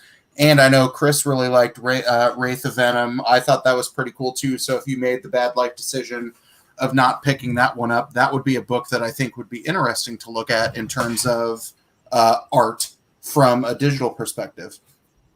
So before we see what the chat has to say or what Justin has to say, because he said he's made his decision in the private chat, like, I could have let the two of you all go in that last that last cross-examination period. I could have just made a show out of that because I think it was interesting listening to you kind of go in depth. I think there was some strategic answering of questions and concessions from both of you that the reason why I enjoy watching and listening to both of you is both of you make your opinions known without pretense. And if I disagree with you a little bit, like, I don't know why Dustin never said the word arcade, because I think Arcade is the greatest villain in the history of ever.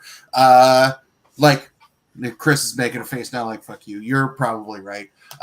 But like I just like listening to the back and forth of y'all that this at times felt like second nature in terms of good conversational arguments. So what did the two of y'all think about having to create arguments with time constraints? I think the time constraints were good.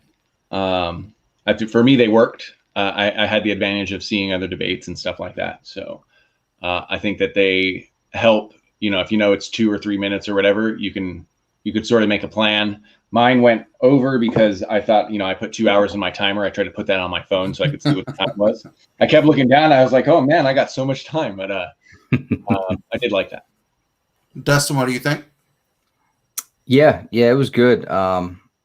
This is the first time I've ever done a debate, so it was a little different, and it's really, really hard having to argue something that you do not believe at all.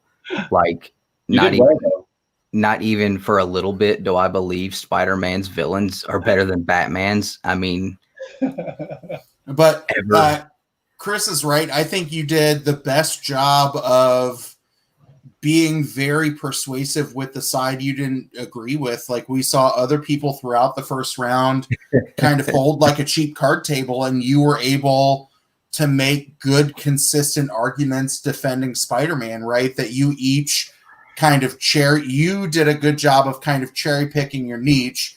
And then Chris and the chat were like, here's the laundry list of Batman. But I think you were the most persuasive with a hard side of the topic. And I think first it was smart that other people, I was fucking stupid when I first made this topic because wasn't it originally Flash versus Batman? So could you imagine if a human being had to defend why Captain Cold was more menacing than anybody or the Boomerang? But the chat in here, like Mr. Freeze. You've got people saying it's, it was good. You got my ass good with that Harley Quinn. And as soon as it came out of my mouth, I said, damn, he's good. Yeah, he got you with some good lawyery tricks. As soon as it came out of my mouth, I knew he got me. I was trying to figure out how to work that in because obviously I knew, Harley's big. Right. Venom's bigger. I was trying to figure out how to work that in so I could get you to admit Venom wasn't in the rogues gallery. I was always going to go right back and say even with Venom, I'll give you Venom. Like that was part of the debate, right? Like I'll give you Venom even though I'm not sure. Yeah. So we saw a good strategy, but it looks like the chat has finalized their participation prize vote. So now that Justin has made his decision, we'll bigotize him, and Justin is the sole arbiter of tonight's debate. Who wins and why? So each of you brought up different excellent points. I'm looking at this in segments, right? So Chaos, I feel like your opening argument was 10 times better than Dustin's, right? You actually listed reasons, and I feel like Dustin may have spent more time focusing on why Spider-Man villains are more important to comics in general, as opposed to why they're more important to Spider-Man the character. Just write that one down, Dustin. You can practice that one later. However, when it got to the second part, when Dustin started talking about the villains in the movies, I felt like he did better there than you did, Chaos. So for me, it was kind of a tie. And what I had to look at to break that tie was who made the better arguments overall in the sections that they won. And one of the points that really sealed it for me is when, Chaos, you brought up the fact that Batman's villains list is still growing. We're still getting relevant villains now and, within the past 10 to 15 years. Have we gotten that from a Spider-Man villain? A majority of Spider-Man villains are from the 60s. Mm-hmm. And the the other point I would like to make up is the fact that I personally would have picked Spider-Man. Right? I'm more of a Spider-Man fan. So that should have been easier for Dustin to convince me. Unfortunately, he doesn't really like Spider-Man. All of that being said, at the end of the day, my vote is going to Chaos. Right on. All right. The reason why I clicked on the comment that I did when Nick is very alive in the chat of campaigning against Dustin, and maybe Dustin should have shut off Nick's access or changed the password for an hour. I think that's an interesting argument to vote on and play with, right? Like, I've been very vocal for, even in my young collecting and reading, like, if Nick Spencer would have made anything work with this new villain from Spider-Man, right, then I think it could have been playing on a, similar growth trajectory. But to be clear, it does work for some people. Some people really like this Spider-Man run. So, yeah, it was. But I mean, hard to go from I just spent 30 minutes on Burke's channel talking about how much I'm digging this new Clown Hunter villain and what they're doing with the Joker in this new series and all this, and I have to come on here and put them down. It was just, I was like, man, this is hard. So I'll say this though. I think in a lot of people's minds, Dustin came as the underdog, maybe both, from going against someone like me that's sort of snappy naturally, and also being on the side. Justin liking Spider-Man is interesting, but I like Spider-Man better than Batman too. I'm sick of Batman, to be honest. But gallery. Honestly, I think he did. I think he did a great job. I think I just didn't mention the movies, Justin. I just want to point that out. You didn't. Yeah. You didn't have to. But I think it is a lot better than I thought it would be. And the last thing I'll say is I gave a lot of crap for Justin during Bruce and Stephanie's trivia show to Dustin for dipping out when it was two brothers versus me and making Nick go against me in his first try. But he came and fought valiantly. So I have respect now for both brothers. Justin, you still got something to prove, but. Hey, well, it's a good thing Rob Worst wasn't the judge, or you would have lost just based on that venom in your background. Do I have venom in my background? Other side. That you can see that. That's funny. I know. I had to be careful. You know what I would have liked to have seen? I'd like to see the positions flipped, right? Like, Dustin, I'd like to see you defend Batman and Chaos defend Spider-Man. I've seen that a lot, like in these debates. I would like, I wonder what Gorilla Todd, for you missed the debate earlier, Justin. Yeah. I wonder what Gorilla Todd would have done if he would have had shapeshifting. I know what I would have done. I could tell you. I think what I would have went is I probably would have went with Spider-Man endures and Batman. I would have just switched what I said. Batman is needs his villains, and I just made that sound like it was bad. Yeah, I think when I run out of my list of good to mediocre to really bad topics, when I need to reboot season 1 of Comic Book This or That, I'll invite everybody back, and it will be same matchups, opposite sides. That could be pretty entertaining. I'm gonna click a button and then get rid of it because I don't want it right now, but I needed it up. So we will bring up Dustin. Whoops. Dustin, how do you feel about tonight's performance?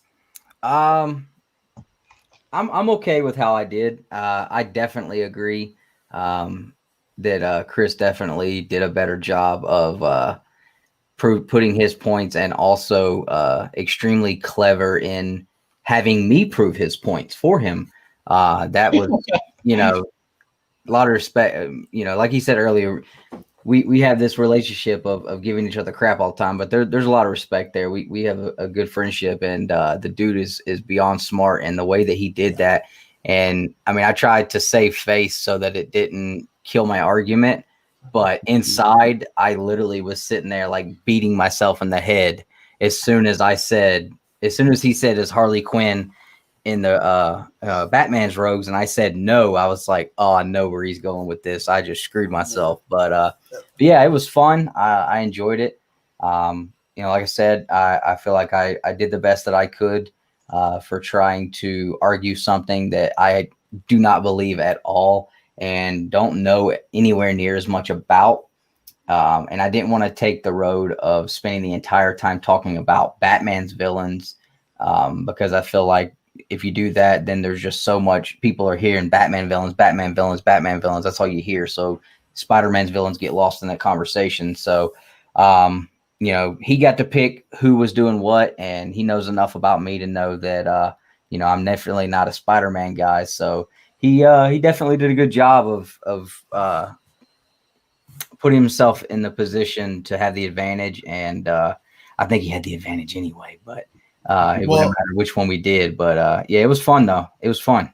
And like I said after last week's debates, that both Meta and JB and Matt from Boyhood 7 and the Comic Burrito, like where they did a bunch of like good evidence comparison and things like that I was like, I could show my students this. Yeah. I think you become a good example of how to look like you believe that you are defending something that you don't believe in, right? That I think everybody knows where you're at based on hearing you talk about everything from, Burke Stream to Wednesday nights to Saturday Night Babylon.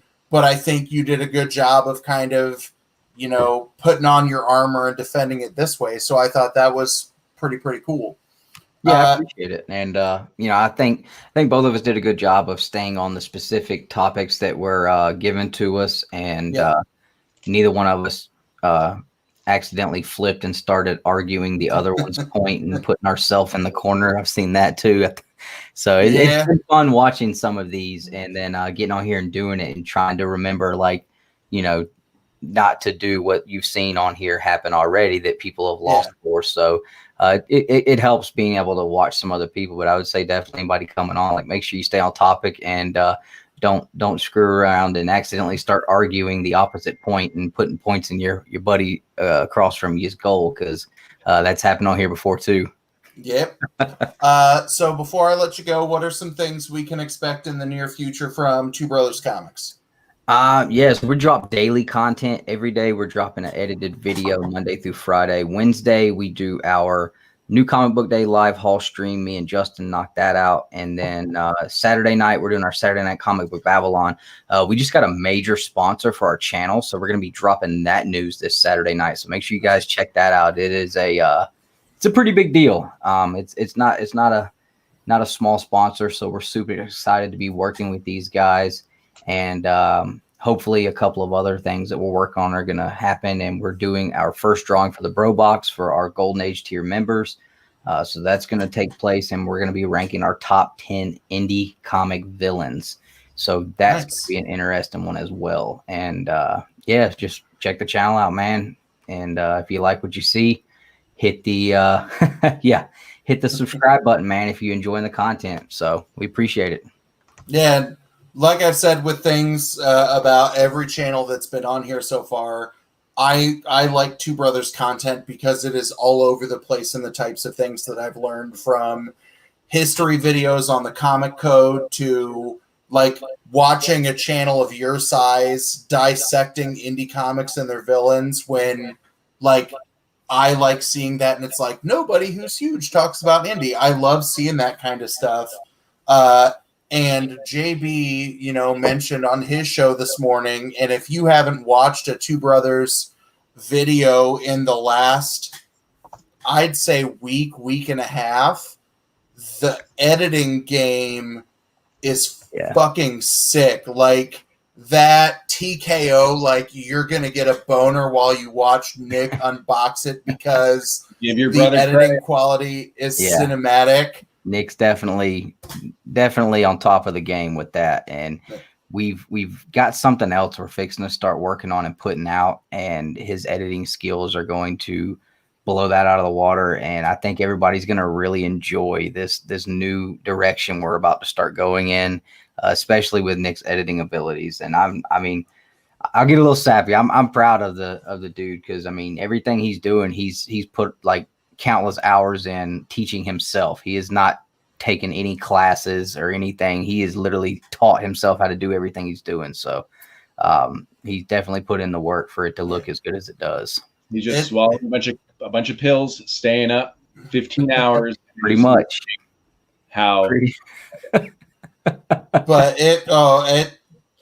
they're super awesome, and I think you all are on the verge of forcing everybody else in the comic game to change their game with trying to make engaging videos. Like, now I'm going to have to learn how to talk like not depressed Eeyore and learn, Adobe more than just clicking X. Oh, your brother says that's sweet of you. But yeah, it's super awesome. Go check out all their stuff because they're awesome. And like I said, I'm eternally grateful for you to spend some time. And I hope you enjoyed yourself enough that if season 2 becomes a thing, we get not just maybe one, but both brothers to be willing to participate. And maybe we get Chaos versus 2 brothers round 3. Who knows? Yeah, for sure. All righty. So thank you so much for everything. I'm going to bounce you backstage and we will talk to our champion. All right, Chris, how do you feel about tonight's victory? So one of the reasons that I didn't want the chat in it, because I was going to really pull a dick move, but I got confused on it. I was going to do unboxings while I debated. I was going to be like, here's my Jump comic. This is the comic that Bearded Comic Bro appeared in, by the way. And if I was really winning by a lot, which I didn't feel like I was, I thought I was winning, I was going to open these Youngblood cards from like 1992. Nice. There's your chat vote if you were interested, Chris. Yeah, I know. I couldn't trust the chat, and I may have done something different, right? Especially like if I was going to open Youngblood cards. So I did see the chat. That's pretty ballsy. Although if you would have talked about why Liefeld can't draw feet, then you might have picked up some more points. If I'm a judge and Liefeld's in the debate and they head towards the feet argument, then they're going to be disqualified because that's a misnomer. It happened a few times. He can draw feet when he wants. Let's get over the feet thing. Tired of being in comic book stores and people pointing out his feet like Snake Eyes' feet. His feet look fine in fucking Snake Eyes, guys. It look fine. So. Can I just add that when it comes to Liefeld, whenever somebody asks me who is the greatest comic book artist of all time, I'm always going to say Rob Liefeld because he continues to get work. Right? I mean, how long has he been doing? Well, now you went too far the other way. He's still getting paid to do work. Well, I mean, then so is Sienkiewicz, so is a bunch of older guys than Rob Liefeld. They're still getting paid to do work. Right. But still, like, what you're going to get, and he's still paid to do it. Well, I think it's your greatest argument that threw me off there. All right. So, Chris, give us some things that we can expect from you between now and the time we see you debate again in like 2 weeks. I throw up videos. I don't take this too seriously, as those of you that know me. So mostly I just review and talk about the comics I read, and then jump in your chats and make snarky comments. For some reason, you guys give me wrenches. I'm really the kind of guy that needs to be wrenched. No, you said give me a wrench, and I was like, well, if you get one, then Magoo gets one. So I love your pile of comic reviews. I love that we read a lot of the same things, and I like seeing your takes on that kind of stuff as well. So I appreciate seeing you, and I wish you the best of luck in the next round. Thank you. All right, America's busiest letterer. Has your email been blowing up all day? Yes. You want to give us a little taste of new things that we might see in the next 2 weeks that have your name on it, aside from or in addition to any more epic toy unboxings? I honestly have no idea what's coming out within the next couple weeks. The only thing I will tell you to do is go to your local comic shop, pre-order Dryfoot and Stargazer second print, because the first print sold out. Yeah, and the covers for both of them are dope. Yep. I went to both of my shops again today and was like, can you pre-order both of these for me? Because those books are stupid good. And I was excited because Jared was on Lost in Comics today, and I know how self-conscious he ended up being right before launch. And to see that both of those books sold out in like 3 days, there is nobody who I don't think anybody has outworked him in the last year in terms of thumping the pavement to get people excited for a book. So to see that payoff made me real excited for the dude. Yep, Jared's a good dude. You know, he spent the time building a master spreadsheet of all 800 comic book stores in the United States and contacted each and every one of them to try to get them to order Dryfoot. Yeah. So I'm definitely a big fan of that. I know there are a bunch of people who have been in and out of the chat all night that are huge Mad Cave and Dryfoot and Stargazer supporters, but I will echo that. Go buy the second printing, because if we can get how often do you hear an indie publisher that's not Image have to go to a third printing? Yeah, and I think the second prints are limited to 1,000 copies, if I read that correctly. And Jared said that there were stores that got on the FOC too late, that they might be allocated some of those second printings first to get some of the issues out. So hop on that train, get a good indie publisher to get to a third printing, and that would be fucking amazing. Like, Mad Cave's going to blow up the game. Like, they're not going to destroy DC and Marvel. Like, it's going to take a while to blow up the big two, but Mad Cave's doing a lot of shit with these upcoming titles to put themselves in the name of like an Image, going like, are they really an independent publisher? Because their shit's real good. Yes, and I'm really excited for the current books that they have that are coming out that I worked on. I did some really cool stuff in Dryfoot and Stargazer and Pantomime and Hollywood Trash and Villainous. I'm really proud of that work. Yeah, and I'll shout out, because Comic Burrito's still hanging around talking Villainous. Stoney's going to be on their stream on Saturday night, the author of Villainous, and that's another book that I've read, and that's real good. And I think Pantomime is in my inbox to be able to check out soon. But Mad Cave, everything that they're about to fire off across the next 3 months in terms of number ones are going to blow everybody away. Yep. So absolutely. I'm excited. I love your work on them. I know you believe that you are the auditor in terms of the process, but that's got to feel as good for you as it does some of these folks who it's their first book. Like, to have a talent search winner sell out their number ones on both Stargazer and Dryfoot, it shows you that Mark London and the rest of the folks at Mad Cave, both of the Chris's and all of the other editors and folks know what they're doing. They picked the right people, and this shit's about to be awesome. Yeah. Oh, yeah, and... Oh, yeah, I guess I should plug that, huh? Yeah, so I'm part of a lettering studio and World Design. 2 weeks ago on September 1st, which was Letterer Appreciation Day, we did a sort of like a Q&A live stream where we just discussed things like why lettering is important and why letterers are the invisible artists. So if you have any interest in checking that out, go over, subscribe to them, and check that video out. Yeah, definitely do so. I caught it on the rewind, and I'm a big letterer fan and learned some shit about... I'll post Biggie's comment in a second. Now that I learned some shit about lettering that I didn't know, like, I want more from AndWorld, because in some instances you're seeing individual AndWorld letterers' names on it but you're starting to see more and more and more and world listed as the letterer on books. So in the same way that Mad Cave is rocking up the publishing game, and world is about to get more and more and more of their hands on books, and it's going to change the way we look at the medium. But yeah, there's what Biggie asks.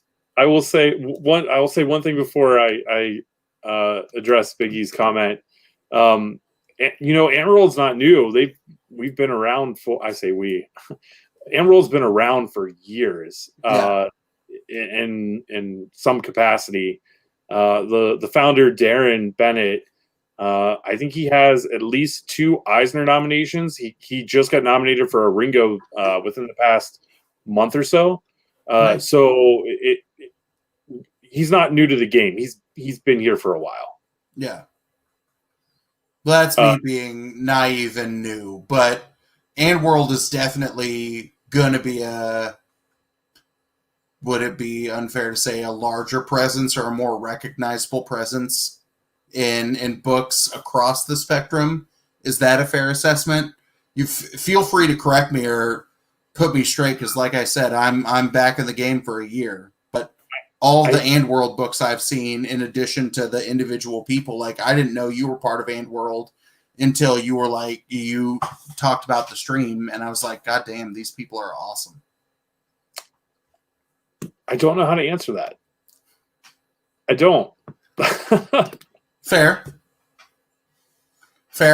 I'm going to click on Todd real fast. Todd, did you find that book you wanted to show off for Magoo? No, I got all my boxes here. You know how I'm just surrounded by comics, and I put it somewhere, and I remember thinking when I put it somewhere, like, you better remember where you put it, because this is Magoo's birthday book. And sure enough, it has been swallowed into the abyss, and I will have to dig it out this weekend or at some point. Is it with your trade of The Wicked and the Divine? I hope not, because that thing is gone. Maybe it slid under my desk or something. I don't know. But I did get this trade to read. I'm excited. God Country? Yeah. Nice. So, all right. Any of the three y'all got anything else you want to plug, or can I put a bow on this puppy? Well, just like I say, nice to meet you, Justin. I don't know that I met you before. So let me say hello to Justin. Yeah. For sure. And yeah, just thanks again, Poser. It was cool meeting new people, and it's all for the fun. I hope nobody thinks I take this too seriously or like really care about like anything other than the fun of it. No, I'll let you. I feel that vibe. I'll let you talk to Justin backstage about some of the stuff that we've chatted about during this process. I guess it's my official retirement from debate too. If TK will come back and take his place, I hope I did a admin as a sub. It's yours. He's been sent to season 2, so I expect you to be in for 2 weeks. So you're locked in with me now, buddy. Damn, I might be a trick pony. All right, I'm gonna push you all backstage and say thank you to everybody else, and we'll chat again. Oh, Justin's got something. Yeah, in regards to Biggie's comment, now that I judged against Dustin, what channel will I be on? I'm actually starting my own channel. I'm actually bringing Nick with me. We're just going to leave Dustin out. One and a half brothers, one and a step brothers comics. It's going to be the Justin and Nick show. Nice. I can get Justin and his friends. That's what we're going to call it.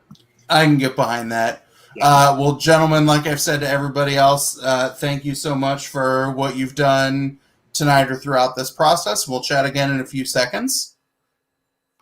To all of you in the chat or the people who've been watching this on Rewind, we've gone on for, Jesus Christ, almost 2 hours or more than 2 hours. So this was awesome. Thank you to everybody who's popped in and out or sat here with us for the entirety of the time. It's been very, very engaging, and we couldn't do this without you. Y'all offered good feedback. I will check my Instagram and my Twitter messages here in a few moments, and I'll post the winner on social media and hook you up with some codes to some Marvel #1s because nobody else believes in digital codes. But as always, I appreciate your time this big chunk of the Thursday night. you should go check out a little bit of Comic Core and my man Comic Man Andy on Andy Given Thursday. And then here in just over an hour, you should, pop into Comics on the Minds channel to check out the next episode. I think this is episode 11 that they hit double digits last week of the Teacher's Lounge with my man Gorilla Todd and Kirk, who is Comics on the Mind or Mind Shift. If you've not seen his channel, you should check it out. But he is also part of the Not Near Mint podcast or YouTube channel, whatever you want, webcast. I don't know what the shit you call this, on Wednesday nights.